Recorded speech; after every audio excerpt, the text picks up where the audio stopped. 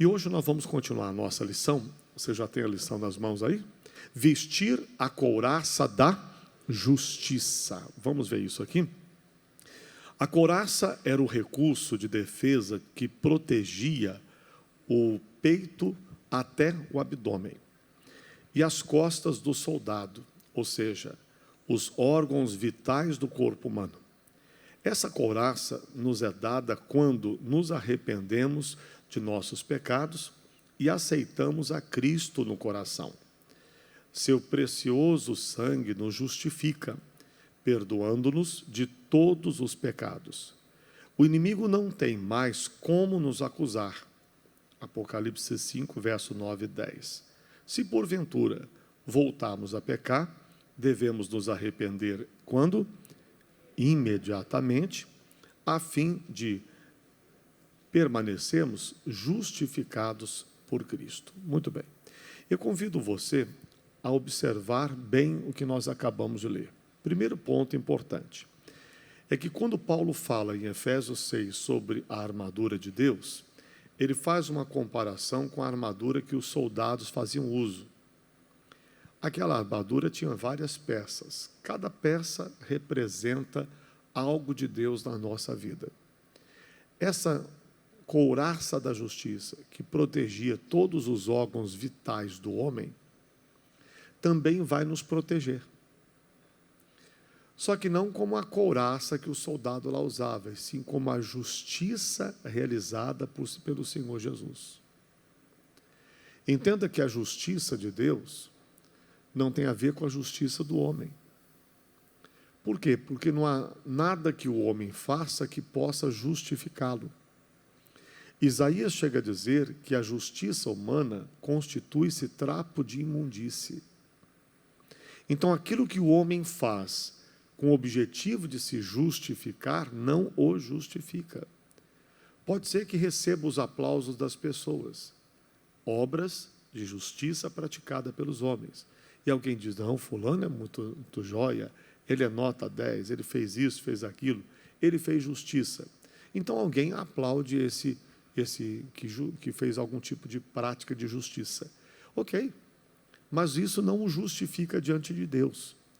Se o homem pudesse ser justificado por qualquer coisa que ele pudesse fazer, então Jesus não precisava ter ido à cruz do Calvário em nosso lugar, bastava o homem fazer uma obra de justiça e ele então seria justificado. Mas não é verdade. Tanto que Jesus precisou ir para a cruz em nosso lugar. Ele, como justo, morreu pelos injustos. Ele, como justo, pagou o preço da nossa redenção. E que preço ele pagou? Com a própria vida. Ele fez isso em nosso lugar. Vamos ver o texto de Apocalipse 5, citado aqui na nossa lição. Apocalipse, é lá no último livro da Bíblia. Capítulo 5, o versículo de número 9. Que diz, e cantavam um novo cântico, dizendo, digno és de tomar o livro e de abrir os seus selos, porque foste morto e com teu sangue, o que ele fez? Compraste para Deus homens de toda tribo, língua, povo e nações. E para nosso Deus os fizestes reis e sacerdotes, e eles reinarão sobre a terra. Compreenda que quem nos comprou foi o próprio Senhor Jesus. Nós fomos comprados pelo sangue dele, nós somos do Senhor, pertencemos a Deus. Não tem um ser humano sequer que pertença ao diabo. Se ele fosse do diabo, nós não poderíamos libertar essa pessoa. Não teria condições, porque o demônio seria verdadeiramente o dono dele. Mas não é.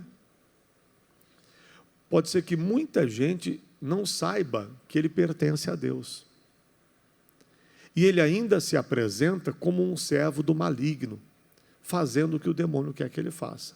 Então ele está na mentira, está na prostituição, está na bebedeira, está no crime, está, enfim, nas drogas, está fazendo outras coisas erradas, mas esta pessoa não pertence ao diabo.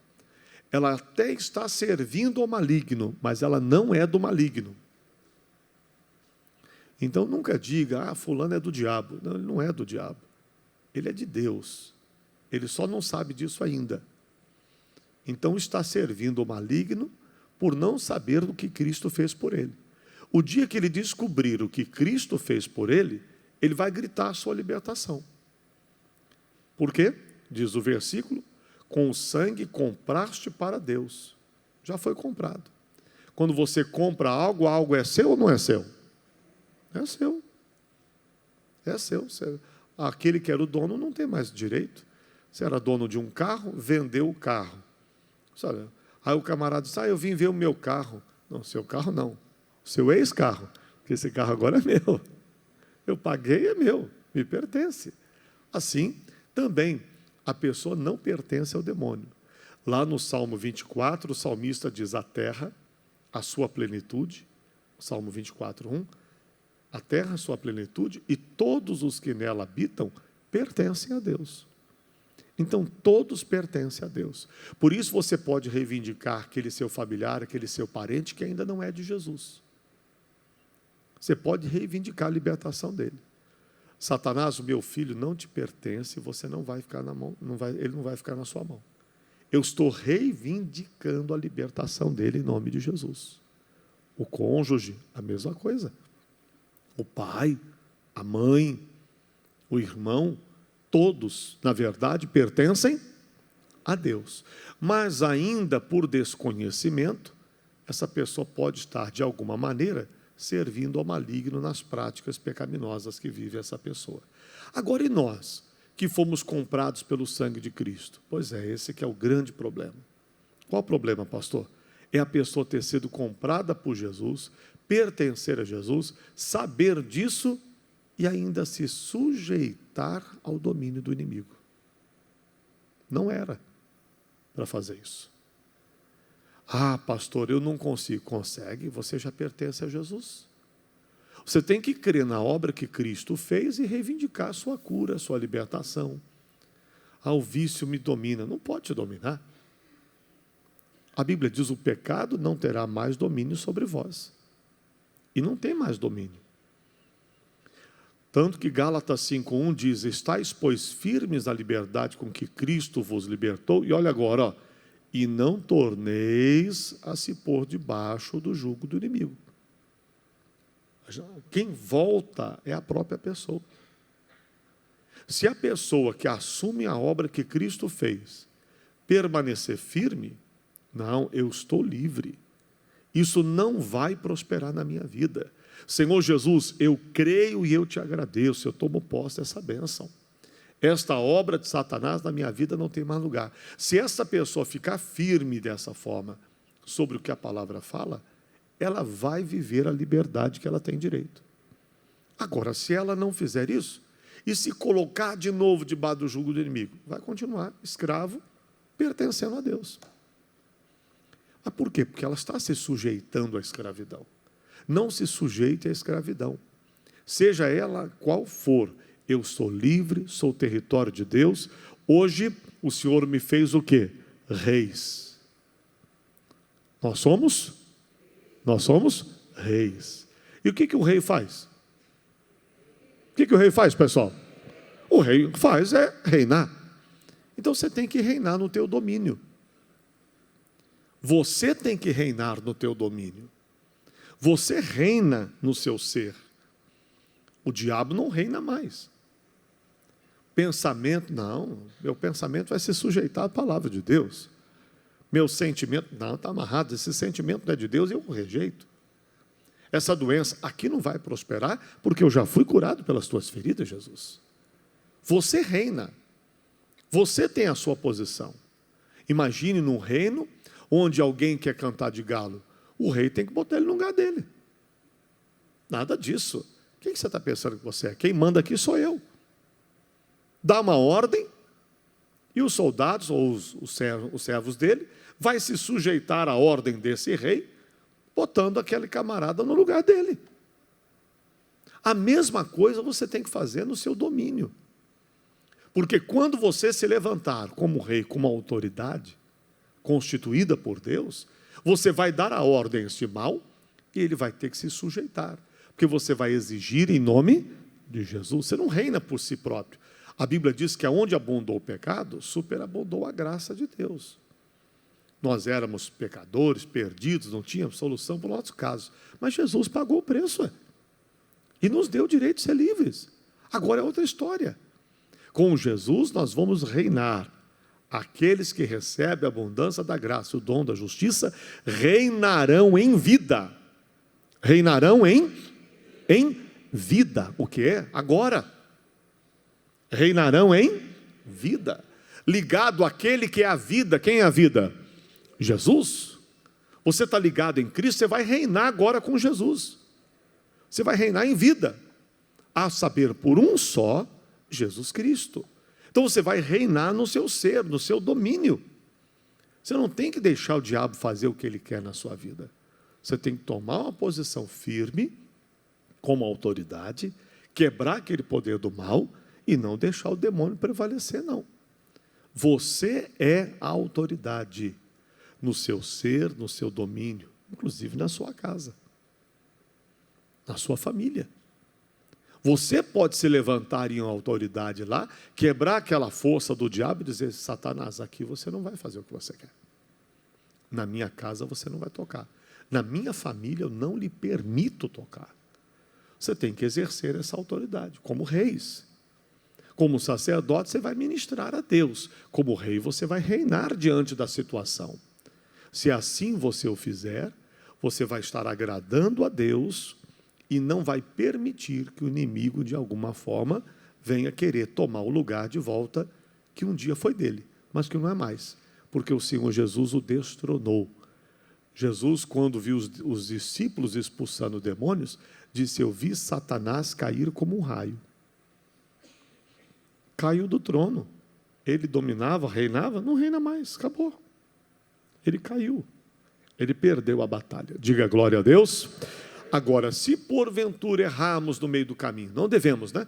Mas se erramos, a Bíblia diz: temos um advogado diante do Pai, confessaremos ao nosso Senhor Jesus os nossos pecados, e Ele que é justo nos perdoará de todas as nossas iniquidades, que é o que diz 1 de João 1,9, está aí no finalzinho desse parágrafo. Continuando. A obra redentora de Cristo é a nossa justiça, a qual usamos como proteção máxima aos ataques do inimigo. Ele é intransponível, né? Esse escudo de Deus, essa proteção do Senhor. Apenas Cristo nos justifica no mundo espiritual, contra as acusações de Satanás. E eles o venceram pelo sangue do Cordeiro e pela palavra do seu testemunho. Isso está escrito em Apocalipse 12:11. Então, como é que nós vamos vencer? Pelo sangue do Cordeiro e pela palavra do seu testemunho. É assim que a gente vence as acusações do inimigo. Diz a palavra que assim eles venceram, já nos dando a dica. É essa a maneira de vencer. Vamos vencer pelo sangue de Cristo.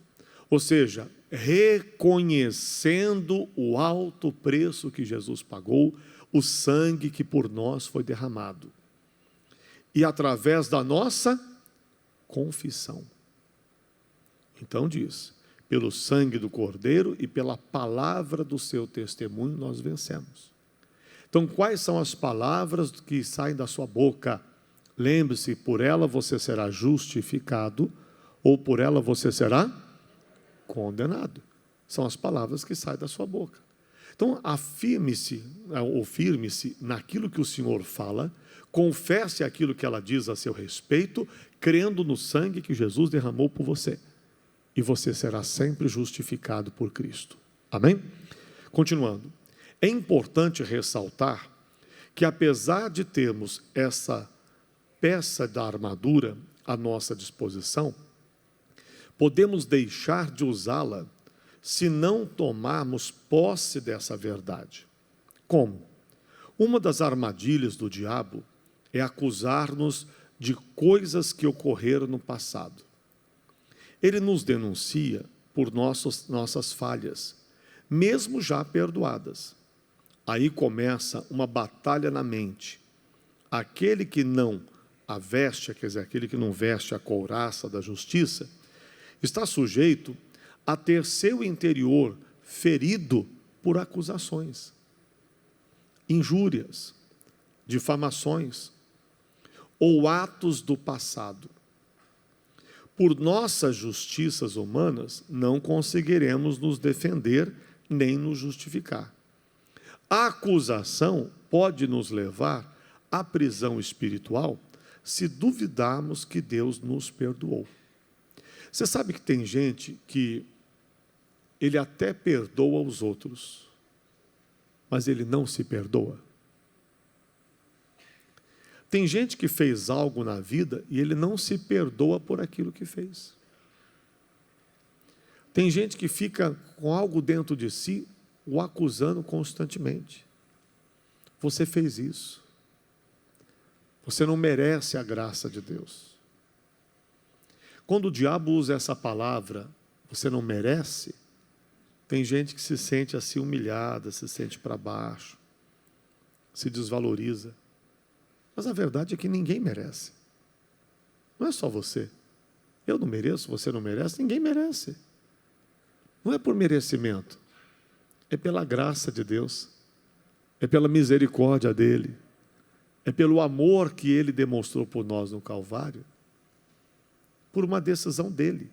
Ele decidiu nos amar, sabendo quem somos, conhecendo as nossas falhas, sabendo das nossas limitações, e conhecendo o homem, sabendo muito bem, que o homem muitas vezes, às vezes, volta a pecar, a errar.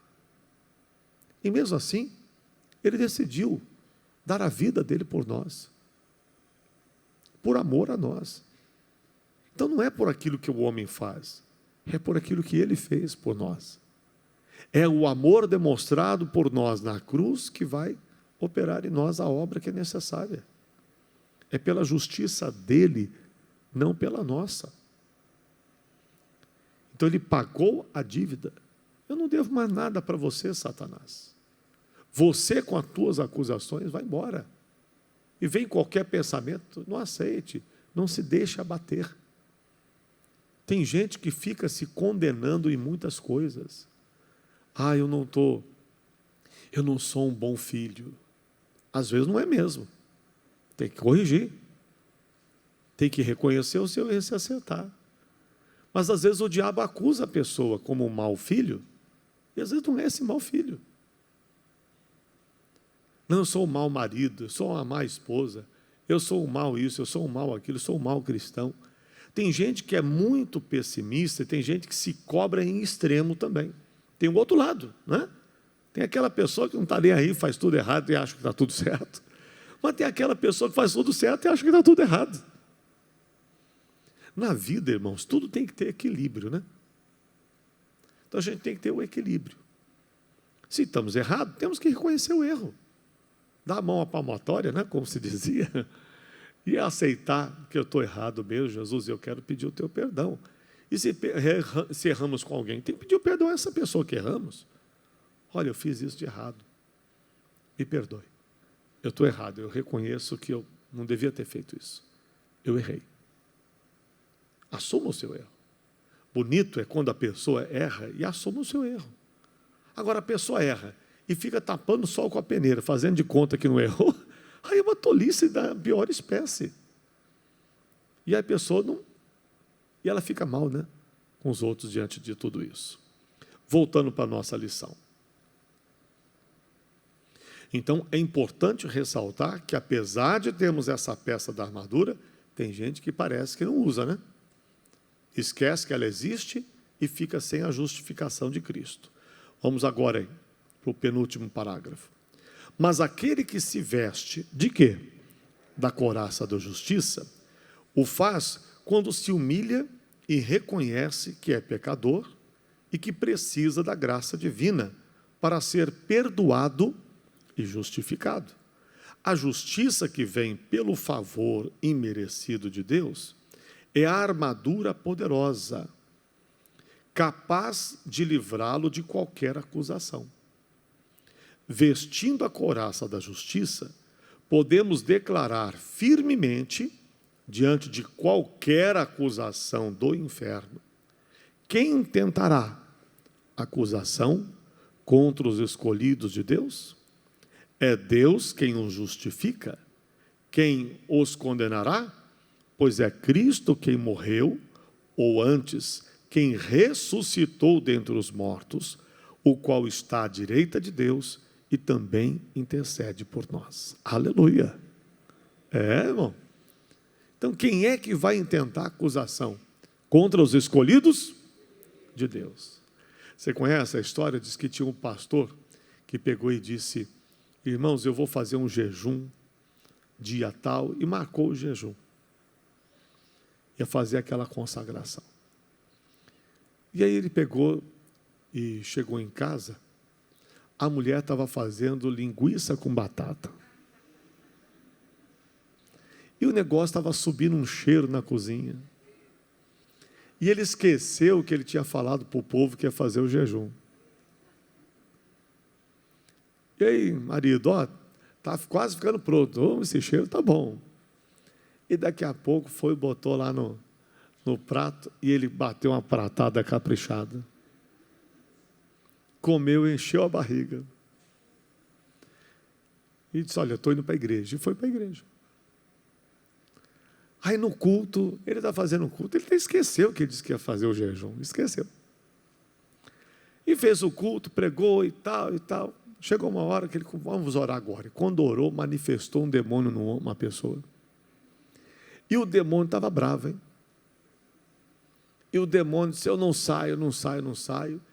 E os obreiros não conseguiam expulsar, não sai, não sai. O pastor, traz aqui. Trouxe. Demônio, você vai ter que sair. O demônio virou para ele: você é um mentiroso. Você não pode me expulsar.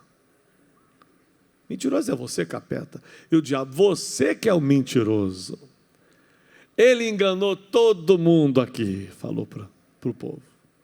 Ele disse que ia jejuar e a barriga dele está cheia de linguiça com batata. O pastor na hora, é que ele lembrou: meu Deus, eu jejuei mesmo, eu comi a linguiça com batata.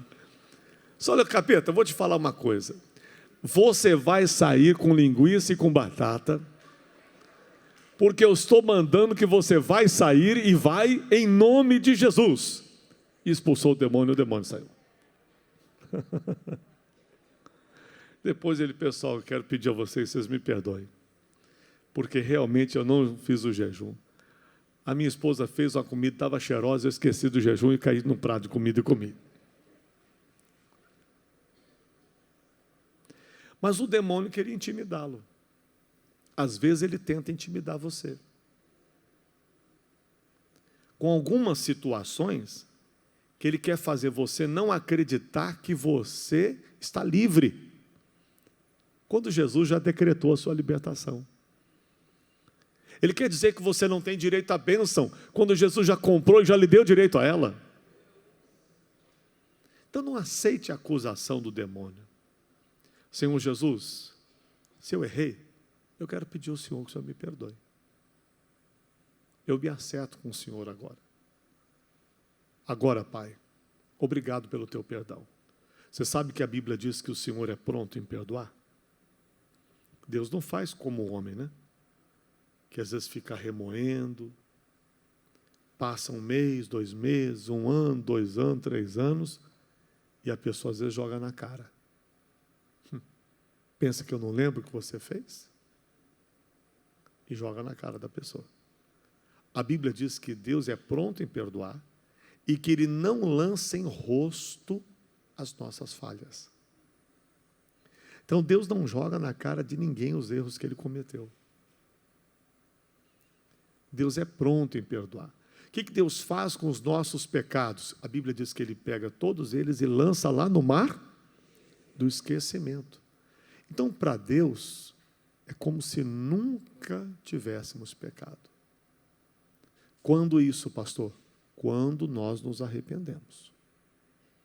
Quando pedimos o perdão a Deus imediatamente Deus perdoou. Deus não demora em perdoar. Se você se arrepende, o sangue de Cristo lhe purifica. Para o ser humano é muito difícil entender isso. Porque a gente acha que as pessoas têm que sofrer. A gente acha que as pessoas têm que pagar um preço. A gente acha que se a pessoa não sofrer, ela não merece. Então a gente acha que qualquer pessoa que cometeu um crime tem que pagar por aquele crime, não é? É ou não é? É ou não é verdade? A gente entende assim. Ué, ele fez algo errado, tem que pagar pelo que fez. Então a gente começa a achar que fulano fez algo de ruim para mim. Então ele tem que pagar o que ele fez. Aí quando vê a pessoa sofrendo, alguém, às vezes até evangélico, hein? Está vendo só? Miserável, que fez, que paga. Aí a pessoa está assim. É um senso de condenação que há dentro do homem. Assim a pessoa traz para si também algo. Ela acha que só se ela jejuar, e se ela passar fome mesmo, aí ela vai ser abençoada. Ela acha que se ela se rastejar, por isso muito essa coisa de penitência, que as pessoas andam de joelho e sofrem, e pagam um preço grande e sofrem, para ela ter merecimento por aquilo que recebeu. Nada disso. O jejum tem um propósito. O jejum é para quebrar minha carne, para eu me aproximar de Deus. Não é para convencer Deus de me dar uma bênção, porque Deus não precisa ser convencido. Foi decisão dele me abençoar. Eu não preciso convencê-lo a me abençoar. Ele quer me abençoar. Eu vou jejuar bastante para Deus fazer esse milagre na minha vida, mas Deus não precisa de muito jejum para fazer um milagre. Ele já fez. O que lhe falta é entendimento sobre aquilo que lhe pertence. Não estou falando aqui contra o jejum. O jejum é bíblico. Pode e deve ser praticado. Toda vez que você sente que a tua carne está sobressaindo, está acima do seu espírito, ela está mandando em você, você tem que quebrar a sua carne. Isso se faz pelo jejum. Mas o jejum não muda Deus, entende? Nada muda Deus, porque Deus não precisa mudar. Quem precisa mudar? Somos nós. Como é que a gente muda? Começa com a renovação do nosso entendimento pela palavra de Deus. É aí que a mudança começa a acontecer na nossa vida. A Bíblia diz: transformai-vos pela renovação do vosso entendimento, para que experimenteis a boa, perfeita e agradável vontade de Deus. Então, quando o nosso entendimento muda, a gente começa a agir de forma diferente. Não, peraí, não. A palavra de Deus diz isso. Você conheceu o que a palavra fala. Você se firma naquela palavra que Deus te deu e a vitória vem. Então, às vezes, a pessoa está orando muito e não alcançando o milagre, não é por falta de oração, ela já ora muito. Ah, pastor, já orei tanto por essa situação. Pois é, às vezes não é muito orar. Aliás, nunca vai ser por muito orar que você vai ser abençoado. E sim por você orar de acordo com a palavra, crendo naquilo que você fez. Aí você vai ter o resultado. Não é por muito.